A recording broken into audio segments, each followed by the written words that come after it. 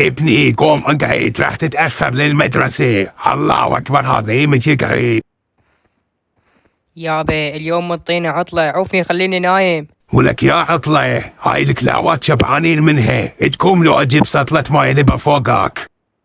يابا والله أبد مو كلاوات، اليوم بسبب المطر والجو البارد قالوا ما حد يجي وعطلة، الكل يقعد ببيته. لك بابا هم علم منطين عطلة، عابد صار تسونامي. شو بالله خلي اشوف. يا عم حسين، ايمتى تخلصت من هاي السوالف والطرقات السوداء؟ يعني مطر خفيف مثل هذا يطوكم عليه عطلة؟ اقول لك قوم بدل بسرعة وانا وصلك بالسيارة. يابا ترى هو قرار من المدرسة، يعني مو بكيفك اروح اداوم، واني هم احس نفسي مريض وما اقدر اداوم، يعني ايش راح يصير اذا ظليت قاعد يوم وما رحت؟ ابني ليش هذا الكذب؟ البارحة كل شي ما كان بيك وتركض مثل الديج.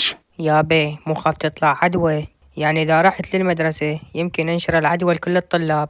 اهو هاي الامراض بس تجي وقت المدرسة، هسه لو لعبة ودياها تقوم تركض مثل الكلب ولا كأنه بيك شي. يلا امشي قوم خلي اوديك للعيادة، اذا ما طلع بيك شي خليك تروح بهاي البيجامة الوسخة للمدرسة. يلا ماشي خوش يابا، روح انزل وهسه اجي وراك. يلا مو تتأخر، انا راح انزل والحقني بسرعة.